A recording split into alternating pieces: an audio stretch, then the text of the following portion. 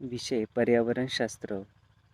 मित्रांनो, आपण पाठीमागील तासाला परिसंस्था म्हणजे काय हे बघितलेलं आहे. त्याच पद्धतीनं परिसंस्थेचा आराखडा व कार्य आपण पाहिलेलं आहे. तर त्या आराखड्यामध्ये जैविक घटक, अजैविक घटक हे बघितलेले आहेत. जैविक घटकामध्ये आपण प्राथमिक भक्षक, दुय्यम भक्षक किंवा द्वितीय भक्षक, तृतीय भक्षक, मिश्रभक्षी, विघटक जे हे संकल्पना बघितलेली आहे. त्यानंतर अन्न साखळी आपण ही संकल्पना ही या ठिकाणी पाहिलेली आहे. अन्न साखळीचे प्रकार आपण बघितलेले होते, जसं तृणभक्षक अन्न साखळी आणि कुजलेल्या वनस्पती व प्राणीजन्य अवशेषांची अन्न साखळी. तर तृणभक्षक अन्न साखळी म्हणजे काय? तर गवतावर जीवन जगणारा प्राथमिक भक्षक, प्राथमिक भक्षकावर जीवन जगणारा द्वितीय भक्षक किंवा ज्याला आपण प्राथमिक मांस भक्षक म्हणतो, द्वितीय मांस भक्षक, जे हे जी अन्न साखळी आहे त्याच्या मुळाशी काय आहे तर हरित वनस्पती आहेत किंवा हिरव्या वनस्पती आहेत, त्याच्यावरती हा एक एक भक्षक काय होत असतो, जीवन जगत असतो. म्हणून ही जी अन्न साखळी आहे तर त्याला तृणभक्षक अन्न साखळी असे आपल्याला म्हणता येईल. म्हणजे ही अन्न साखळी हिरव्या वनस्पतीकडून सुरू होते, म्हणजे तृणभक्षक, त्यानंतर तृणभक्षक प्राणी आणि मांसभक्षक प्राण्यानंतर ही अन्न साखळी संपते किंवा खंडित होते असं आपल्याला म्हणता येईल. तर दुसरा जो प्रकार आहे अन्न साखळीचा तो म्हणजे कुजलेल्या वनस्पती व प्राणीजन्य अवशेषांची अन्न साखळी, जी या ठिकाणी अजैविक पदार्थापासून सूक्ष्मजीवाकडे ही अन्न साखळी कार्यान्वित होत असते. अजैविक घटक म्हणजेच काय? जे कुजलेले पदार्थ त्याला अजैविक घटक म्हणतो आपण, जे त्याच्यावरती सूक्ष्मजीव काय करत असतात तर जीवन जगत असतात किंवा उपजीविका करतात. म्हणून याला कुजलेल्या वनस्पती किंवा प्राणीजन्य अवशेषांची अन्न साखळी असं आपणाला या ठिकाणी म्हणता येईल. तर ठीक आहे.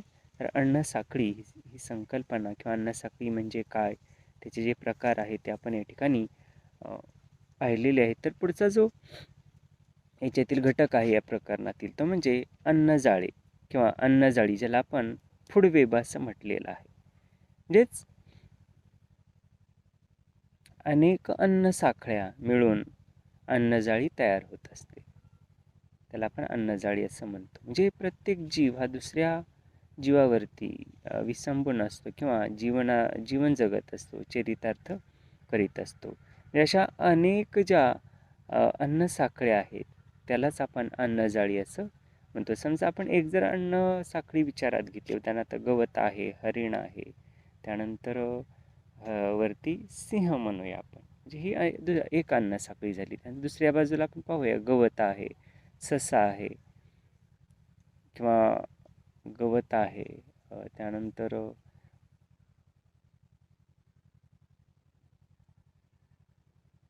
उंदीर म्हणूया आपण, गवत, उंदीर, त्यानंतर ससाना म्हणूया आपण, जी ही झाली दुसरी अन्न साखळी. अशा अनेक अन्न साखळ्या जेव्हा एकत्रित त्यांचं कार्य चालत असतं त्यालाच आपण अन्नजाळे किंवा अन्नजाळी असं या ठिकाणी म्हणत असतो. म्हणजे निसर्गात अनेक प्रकारचे निसर्गचक्र आहेत. प्रत्येक निसर्गचक्रात अनेक अन्नसाखळ्या कार्यान्वित असतात. अन्नसाखळ्या विविध प्रकारच्या सजीवांनी युक्त असतात. एकाच भक्षकाचे अनेक भक्ष असू शकतात, तसेच एकच भक्ष अनेक भक्षकांचेही असू शकते. म्हणजेच एका घटकावरती अनेक दुसरे सजीव उपजीविका करू शकतात आणि त्या सजीवावरती पुन्हा दुसरेही सजीव उपजीविका करताना आपल्याला दिसून येतात. म्हणजे हे विश्वामध्ये म्हणजे अशा अनेक प्रकारच्या अन्नसाखळ्या आपल्याला दिसून येतात.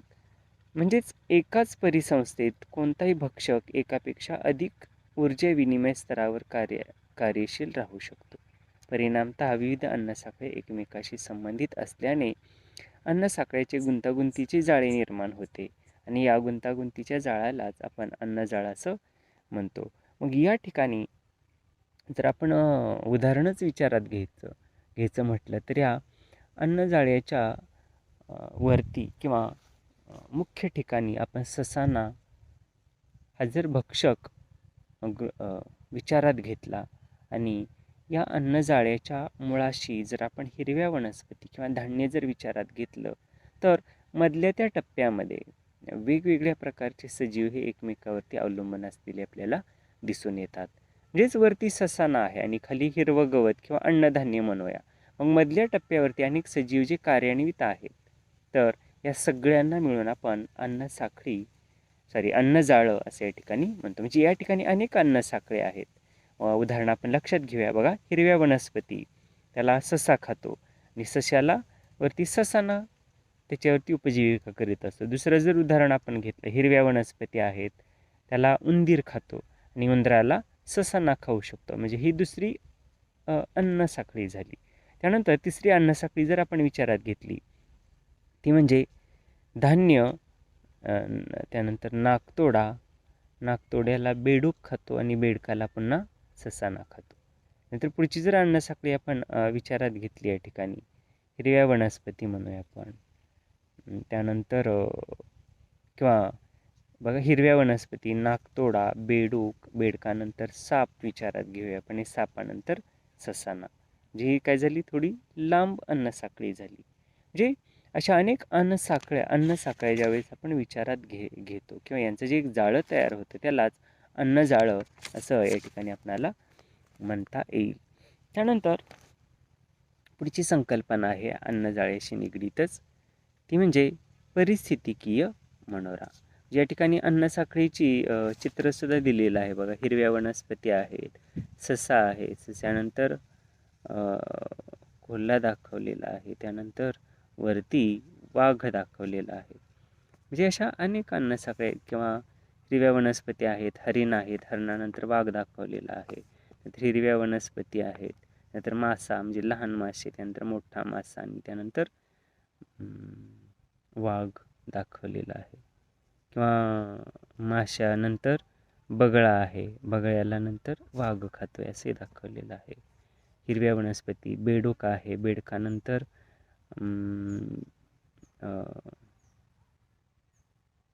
बगळा आहे किंवा बेडकानंतर साप आहे, सापनंतर गरुड आहे. जे अशा अनेक अन्नसाखळ्या आहे, जेव्हा एकत्रित आपण त्याचा विचार करतो आणि ह्याचं जे जाळं तयार होतं त्याला अन्नजाळं असं या ठिकाणी म्हटलेलं आहे. त्यानंतर पुढची संकल्पना याच्यातीलच ती म्हणजे परिस्थितिकीय मनोरा. तर मनोरा आपल्याला माहिती आहे. मनोरा म्हणजे काय, तर खाली असा पसरट भाग असतो आणि वरती आपण जर लक्षात घेतलं तर वर असं निमुळता त्याचं टोक जात असतं. जे शिखरस्थान कसं असतं तर चिंचोळ असतं आणि खाली जर आपण जेव्हा बघतो तर तेव्हा तो पसरट भाग असतो. जे त्याला मनोरा म्हणतो आपण. जे अन्नसाखळीमध्ये सुद्धा आपल्याला अशा प्रकारचा किंवा अन्नजाळ्यामध्ये सुद्धा आपल्याला अशा प्रकारचा मनोरा दिसून येतो. अन्नसाखळीत विविध ऊर्जा विनिमय स्तर असतात.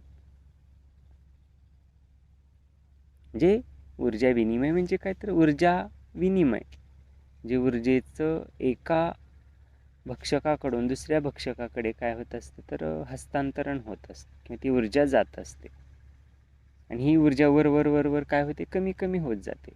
जेव्हा प्राथमिक भक्षक ते भक्षक खातो तेव्हा ऊर्जा जास्त मिळते त्याला, आणि जेव्हा द्वितीय भक्षक ह्या प्राथमिक भक्षकाला खातो त्यावेळेस प्राथमिक भक्षकापेक्षा द्वितीय भक्षकाला ऊर्जा ही कमी मिळते. म्हणजे असं जर आपण पाहिलं तर शिखरस्थानाकडे ऊर्जेचा जो प्रवाह आहे तो कमी कमी होताना दिसून येतो आणि याचा जर आपण विचार केला तर प्राथमिक भक्षक जास्त दिसून येतात, त्यानंतर द्वितीय भक्षक, तृतीय भक्षक.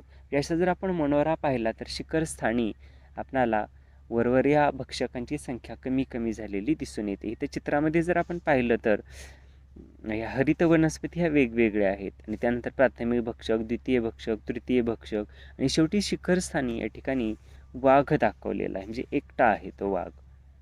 जे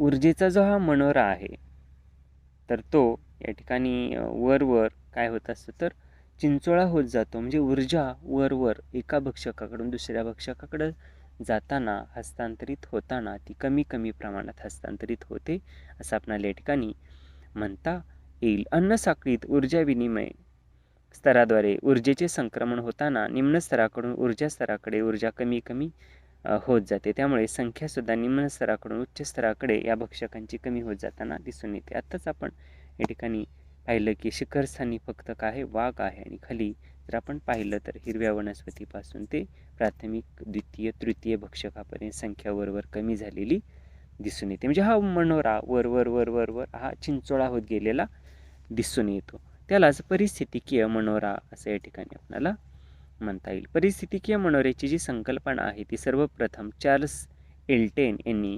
1927 मध्ये मांडलेली आहे. तर हे ब्रिटिश अभ्यासक आहेत. 1927 या वर्षी त्यांनी चार्ल्स एल्टेन ही संकल्पना या ठिकाणी मांडलेली दिसून येते. तर या परिस्थितिकीय मनोऱ्याचे 3 प्रकार पडतात. तर लक्षात आलं, परिस्थितिकीय मनोरा म्हणजेच काय, ऊर्जा असू द्या किंवा ही भक्षकांची संख्या असू द्या, ती खालच्या स्तराकडून म्हणजे पायथ्याकडून शिखराकडं ही कमी कमी होत जाते. म्हणजे चिंचोळा त्याला आकार येतो, त्यालाच परिस्थितिकीय मनोरा असं म्हटलेलं आहे. तर या परिस्थितिकीय मनोऱ्याचे 3 प्रकार या ठिकाणी पडतात. पहिला प्रकार आहे जैविक वस्तुमानाचा मनोरा. तर जैविक वस्तुमान म्हणजेच काय, तर जैविक क्रिया असं आपण या ठिकाणी म्हणूया. जैविक वस्तुमानाचा मनोरा म्हणजे जैव वस्तुमान म्हणजेच कार्बनी पदार्थाच्या स्वरूपात असलेली ऊर्जा एखाद्या अन्नसाखळीत प्रत्येक स्तरावरील जैव घटकांचे एकत्रित वस्तुमान विचारात घेऊन मांडणी केल्यास निम्न स्तरावर सर्वात जास्त वस्तुमान व उच्च स्तराकडे जैविक वस्तुमान कमी होत जाते. याला जैविक वस्तुमानाचा मनोरा असं म्हटलेलं आहे. म्हणजे हे जे जैविक घटक आहेत, मग अशीच म्हटलं मी, ह्या जैविक घटक हे पायथ्याकडे जास्त आहेत आणि नंतर हे जैविक घटक वर वर वर वर जसं आपण जातो शिखराकडे तसं हे जैविक घटक कमी कमी होत जातात. त्याला जैविक वस्तुमानाचा मनोरा असे या ठिकाणी म्हटलेलं आहे. म्हणजे हे वस्तुमान या ठिकाणी विचारात घ्यायचं, पायथ्याला वस्तुमान जास्त आहे जैविक घटकाचं आणि वरवर जसं जाऊ तसं या जैविक घटकाचं वस्तुमान कमी प्रमाणात आपणाला दिसून येतं. तर लक्षात आलं, याला जैविक वस्तुमानाचा मनोरा असं म्हटलेलं आहे. जे अशा प्रकारचा जो आकृतिबंध आहे त्याला मनोऱ्यासारखा आकार प्राप्त होतो, म्हणून त्याला जैविक वस्तुमानाचा मनोरा असं या ठिकाणी संबोधण्यात आलेले. त्यानंतर या परिस्थितिकीय मनोऱ्याचा जो दुसरा प्रकार आहे तो म्हणजे ऊर्जेचा मनोरा. तर मगाशी चर्चा केली आपण, ऊर्जेचा मनोरा म्हणजे काय, उत्पादक, त्यानंतर प्राथमिक भक्षक, दुय्यम भक्षक, तृतीय भक्षक किंवा शिखरस्थानी असणारा भक्षक. म्हणजे ऊर्जा ही खालून किंवा उत्पादकाकडून शिखरस्थानी असणाऱ्या भक्षकाकडं कमी कमी कमी कमी प्रमाणात हस्तांतरित होत जाते. म्हणजे वरच्या भक्षकाला ऊर्जा कमी प्रमाणात मिळते. म्हणजे हा जो मनोरा आहे ऊर्जेचा त्यालाच ऊर्जेचा मनोराचं म्हटलेलं आहे. बघूया काय म्हटलं याच्यात. ऊर्जेच्या मनोऱ्यात प्रत्येक स्तरावरील ऊर्जा संक्रमण दाखवलेली असते. म्हणजे ऊर्जेचे संक्रमण होताना ते निम्न स्तराकडून उच्च स्तराकडे कमी कमी कमी कमी प्रमाणात होत जाते. म्हणजे ऊर्जा संक्रमित कशी होते, समजा गवत आहे, गवत सशानं खाल्लं, सशाला पुन्हा ससाना खातोय समजूया आपण, किंवा गवत आहे, मासा आहे, बगळा आहे, ससाना आहे. म्हणजे अशा वरवर ही ऊर्जा काय होते, कमी कमी प्रमाणात मिळत जाते वरच्या भक्षकाला. तर त्यालाच ऊर्जेचा मनोरा असं म्हटलेला आहे. म्हणजे निम्न स्तराकडून उच्च स्तराकडे ऊर्जा ही कमी कमी स्वरूपात हस्तांतरित होते किंवा संक्रमित होत असते. म्हणून वनस्पतींना अधिक ऊर्जा प्राप्त होते. हा काय तर उत्पादक स्रोत आहे. वनस्पतीमध्ये ऊर्जा ही अधिक प्रमाणात असते. वनस्पतींना खाणारे तृणभक्षक प्राण्यांना वनस्पतीच्या तुलनेत ऊर्जा कमी मिळते. तृणभक्षक प्राण्याकडून मांसभक्षक प्राण्याकडे ऊर्जा कमी कमी होत जाते. हा जो ऊर्जेचा आकृतिबंध आहे त्यालाच ऊर्जेचा मनोरा असं म्हटलेलं आहे. लक्षात, जे गवत किंवा हिरव्या वनस्पती ऊर्जा जास्त असते, त्यानंतर त्याला समजा हरणानं खाल्लं तर हरणामध्ये ऊर्जा गवतापेक्षा कमी मिळते. नंतर हरणाला समजा वाघ सिंहानं खाल्लं तर त्या वाघ सिंहामध्ये ऊर्जा हरणापेक्षा कमी प्रमाणात मिळून जाते. जे हा जो मनोरा आहे त्यालाच ऊर्जेचा मनोरा असं म्हटलेलं आहे. तर इथं मित्रांनो चित्रही दिलेली आहेत बघा, जैविक वस्तुमानाचा मनोरा म्हटलेला आहे.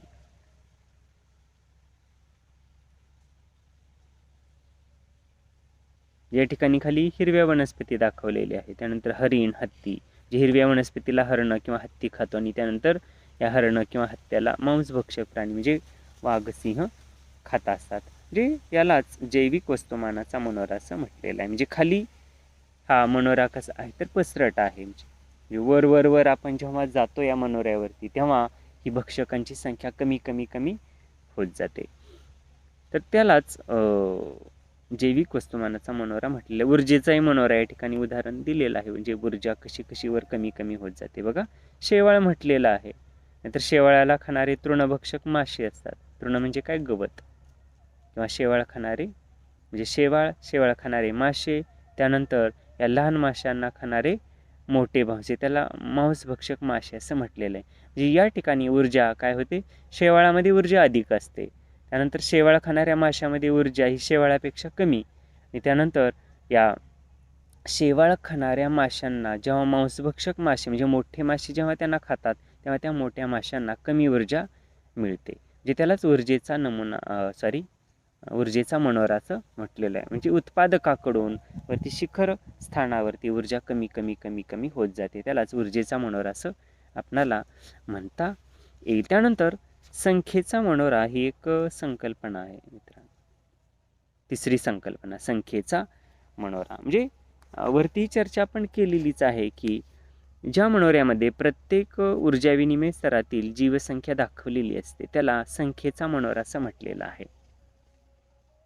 जे ऊर्जा विनिमय जे स्तर आहे, हिरव्या वनस्पती, त्यानंतर हिरव्या वनस्पतीला खाणारे तृणभक्षक प्राणी म्हणूया, तृणभक्षक प्राण्याला खाणारे प्राथमिक मांसभक्षक, दुय्यम मांसभक्षक किंवा तृतीय मांसभक्षक. जे हा जो ही जी साखळी आहे किंवा हा प्रत्येक ऊर्जा विनिमय स्तरातील जी जीवसंख्या आहे तर ह्या जीवसंख्येलाच संख्येचा मनोरा असं म्हटलेलं आहे. म्हणजे हिरव्या वनस्पती वेगवेगळ्या आहेत म्हणजे जीवसंख्या कशी आहे जास्त आहे. त्यानंतर वरती जर आपण वरच्या टप्प्यावरती गेलं तर जीवसंख्या कमी आहे, त्याच्यावरती गेलं तर जीवसंख्या कमी आहे, त्याच्यावरती गेलं जीवसंख्या कमी आहे. म्हणजे असा जो मनोरा आहे त्याला संख्येचा मनोरा असं आपणाला या ठिकाणी म्हणता येईल. तर मित्रांनो या ठिकाणी आपण परिस्थितिकीय मनोरा त्याचे प्रकार 3 जे आहेत ते पाहिलेले. त्यानंतर परिसंस्थेत ऊर्जेचा प्रवाह असं म्हटलेलं आहे.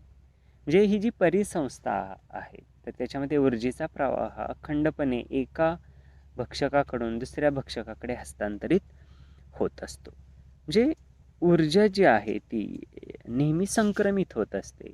हिरव्या वनस्पती, तृणभक्षक खाणारे प्राणी, त्यानंतर मांसभक्षक प्राणी, द्वितीय भक्षक, तृतीय भक्षक, शिखर भक्षक, म्हणजे या भक्षकामध्ये ऊर्जा जी आहे ती संक्रमित होत असते. त्यालाच ऊर्जेचा प्रवाह असं म्हटलेलं आहे. म्हणजे ऊर्जा कशी अक्षय आहे. ऊर्जा ही एका सजीवाकडून दुसऱ्या सजीवाकडे संक्रमित होत असते. त्यालाच ऊर्जेचा प्रवाह किंवा परिसंस्थेमध्ये ऊर्जेचा प्रवाह असं म्हटलेलं आहे.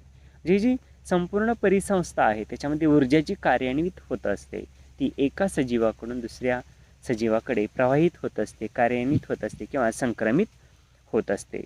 निसर्ग चक्राचे कार्य चालण्यासाठी बाह्य ऊर्जेची सुद्धा आवश्यकता असते. 2 घटकांमधील आंतरक्रिया पार पाडण्यासाठी रासायनिक क्रिया प्रक्रियांची ऊर्जेची गरज असते. म्हणजे सूर्यापासून ऊर्जा मिळते, त्याच्यावरती धान्य पिकतं किंवा हिरव्या वनस्पती तयार होतात. त्यानंतर तृणभक्षक प्राणी तयार होतात. त्यानंतर प्राथमिक मांसभक्षक, दुय्यम किंवा द्वितीय मांसभक्षक, तृतीय मांसभक्षक, शिखर भक्षक अशी जी काही साखळी आहे तर त्याच्यामध्ये ऊर्जा ही एकूणच प्रवाहित होत असते असं आपल्याला या ठिकाणी म्हणता येईल. जे पृथ्वीवर पोहोचणाऱ्या प्रकाश लहरीमधील ऊर्जेचा वापर हिरव्या वनस्पती करून घेतात आणि अन्न तयार करतात. ह्या वनस्पतीकडून ऊर्जेचा वापर होऊन ग्लुकोज शर्करा तयार होते आणि वनस्पतींना अन्न वापरणाऱ्या तृणभक्षक प्राण्याच्या शरीरात ही ऊर्जा पुढं संक्रमित होत असते. तृणभक्षक प्राण्यांना खाणारे प्राथमिक मांसभक्षकांना खाणारे द्वितीय मांसभक्षक अशी अन्नसाखळी असल्याने ऊर्जास्रोत उत्पादकाकडून तृणभक्षक प्राण्याकडून मांसभक्षक प्राण्याकडे संक्रमित होत असते. त्यालाच परिसंस्थेत ऊर्जेचा प्रवाह असं या ठिकाणी आपणाला म्हणता येईल. म्हणजे उपलब्ध ऊर्जा ही सेंद्रिय पदार्थ तयार होताना त्या सेंद्रिय पदार्थात प्रस्थापित होते आणि काही ऊर्जा निर्मिती प्रक्रियेत ही खर्च होत असते, तर काही ऊर्जा ही सेंद्रिय पदार्थाचे विघटन होताना वातावरणात सुद्धा मुक्त होत असते. जी ऊर्जा ही काय होत असते तर खर्ची सुद्धा पडत असते. वरवर जशी कमी कमी मिळत जाते तशी ऊर्जा ही खर्ची सुद्धा होत असते. म्हणजे ऊर्जा तयार करताना सुद्धा ऊर्जा लागते.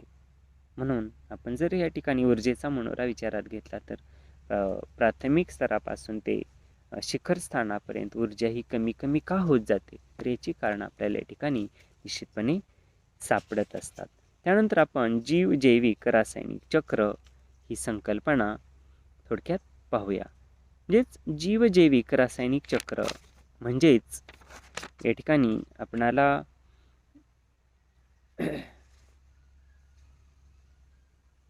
अजैविक घटक आणि जैविक घटक याच्यामधील रासायनिक चक्र समजावून घेणं गरजेचं आहे. म्हणजे ज्या चक्रामध्ये जैविक घटक नसतात त्याला अजैविक चक्र असं या ठिकाणी आपण म्हणतो, आणि ज्या चक्रामध्ये जैविक घटक असतात त्याला आपण जैविक चक्र असे या ठिकाणी म्हणू शकतो. जर उदाहरण आपण या ठिकाणी लक्षात घेतलं तर वृक्षापासून लाकूड मिळतं, म्हणून लाकूड हा सेंद्रिय पदार्थ झाला. म्हणजेच या ठिकाणी जैविक घटक आहेत असं आपण म्हणू शकतो. आणि अजैविक घटक जर आपण या ठिकाणी विचारात घेतले तर उदाहरणार्थ हवा, पाणी, जे यांच्यामध्ये जे चक्र असतं त्यालाच अजैविक चक्र, अजैविक म्हणजे रासायनिक चक्र असं आपण या ठिकाणी म्हणू शकतो. तर बघूया आपण ह्या अरासायनिक म्हणजे अजैविक म्हणजेच रासायनिक चक्रामधील काही जे काही चक्र आपल्याला दिलेली आहेत ती आपण या ठिकाणी पाहूया. तर पहिलं जे चक्र आहे ते कार्बन चक्र, जे निश्चितच कार्बन तयार होत असतो निसर्गामध्ये, त्यालाच कार्बन चक्र असं या ठिकाणी म्हटलेलं आहे. आपल्याला माहिती आहे वनस्पती दिवसा काय करतात तर कार्बन डायऑक्साईड घेतात आणि ऑक्सिजन सोडतात, आणि रात्रीच्या वेळी त्या ऑक्सिजन घेतात आणि कार्बन डायऑक्साईड सोडतात.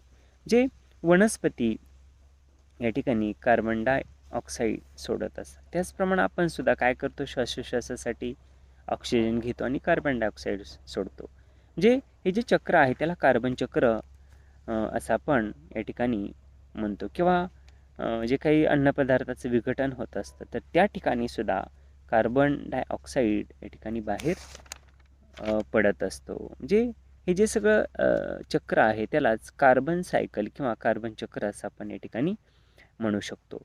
जे आपण वातावरणाचा जर विचार केला तर 0.03% एवढं कार्बन डायऑक्साईडचं प्रमाण आपल्याला वातावरणामध्ये दिसून येतं. कार्बन डायऑक्साईड हा कार्बनचा मुख्य स्रोत आहे. कार्बन हे मूलद्रव्य सजीवासाठी खूप महत्त्वाचं आहे, कारण सजीवांच्या शरीरातील कर्बोदके, मेद व प्रथिने हे कार्बनपासूनच बनवलेले असतात. सजीवांच्या शरीरातील या पदार्थांना जैविक पदार्थ असं या ठिकाणी म्हणतो. जे कर्बोदके, मेद, प्रथिने हे कार्बनपासून तयार होत असतात आणि ते पदार्थ म्हणजे जैविक पदार्थ होय. निश्चितच या क्रियेमध्ये कार्बन डायऑक्साईडचे रूपांतर कार्बोहायड्रेट्समध्ये होत असते. म्हणजे वनस्पती प्रकाश संश्लेषण करतात त्यावेळेस कार्बन डायऑक्साईडचे रूपांतर कार्बोहायड्रेट्समध्ये होत असते. तृणभक्षक प्राणी आहारात हिरव्या वनस्पती वापरतात, त्यामुळे या हिरव्या वनस्पतीमधील कार्बोहायड्रेट्स प्राण्यांच्या शरीरामध्ये प्रवेशतात. आणि तृणभक्षक प्राण्यांना पुन्हा मांसभक्षक प्राणी खात असतात, त्यामुळं पुन्हा हे कार्बोहायड्रेट्सच्या रूपात कार्बनचा प्रवेश एका सजीवातून दुसऱ्या सजीवाकडे सतत होत असतो. म्हणजेच त्याच पद्धतीने श्वसन क्रियेमध्ये सुद्धा कार्बोहायड्रेटचे ऑक्सिडीकरण घडून येत असतं. या क्रियेत कार्बन डायऑक्साईड श्वसन क्रियेतून मुक्त होऊन वातावरणात मिसळतं. म्हणजे मगाशीच म्हटलं वनस्पती असो किंवा प्राणी असो, जे या ठिकाणी कार्बन डायऑक्साईड हा हवेमध्ये सोडण्याचं कार्य त्यांच्याकडून होत असतं. म्हणजे वातावरणामध्ये हा कार्बन डायऑक्साईड आपण सोडत असतो. तर वनस्पती रात्री मगाशीच म्हटलं वातावरणात श्वसनातून कार्बन डायऑक्साईड सुद्धा सोडत असतात. किंवा प्राणी आणि वनस्पती मृत झाल्यानंतर त्यांच्या अवशेषावर सूक्ष्म जीवजंतू काय करतात, उपजीविका करतात, त्यांच्या विघटन क्रिया घडवून आणतात आणि त्या विघटन क्रियेतून सुद्धा कार्बन डायऑक्साईड हा बाहेर पडत असतो किंवा मुक्त होत असतो. म्हणजे हे जे सगळं चक्र आहे त्यालाच कार्बन चक्र असं आपण या ठिकाणी म्हणतो. त्याच पद्धतीनं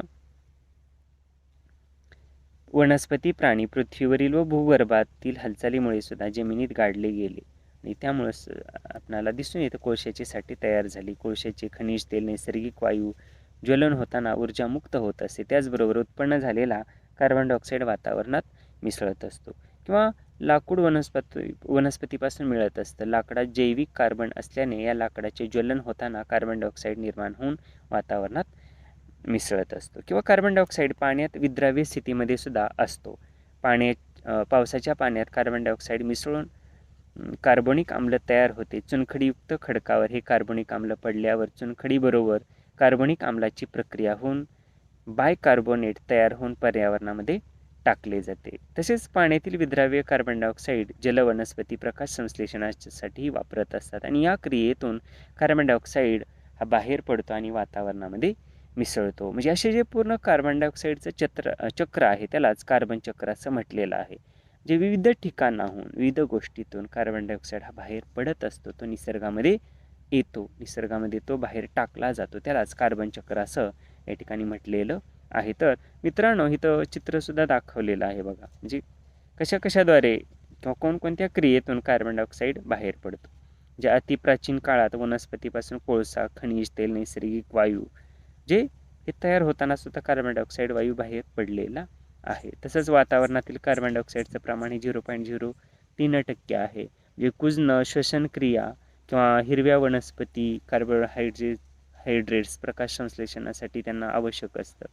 जे अशा वेगवेगळ्या क्रिया ज्या आपण आत्ताच पाहिल्या, तर त्या वेगवेगळ्या क्रियेतून कार्बन डायऑक्साईड हा बाहेर पडत असतो आणि एकूणच हे जे सगळं चक्र आहे त्यालाच कार्बन चक्र असं म्हटलेलं आहे. तर मित्रांनो, आपण या ठिकाणी थांबूया. तर अशा प्रकारे आज आपण अन्नसाखळी म्हणजे काय बघितलेलं आहे. अन्नसाखळीचे प्रकार, जसं तृणभक्षक अन्नसाखळी, कुजलेल्या वनस्पती किंवा प्राणीजन्य अवशेषांची अन्नसाखळी, त्यानंतर अन्नजाळी ही संकल्पना आपण बघितलेली आहे. त्यानंतर परिस्थितिकीय मनोऱ्याचे आपण 3 प्रकार पाहिलेले आहेत. जैविक वस्तुमानाचा मनोरा, ऊर्जेचा मनोरा आणि संख्येचा मनोरा.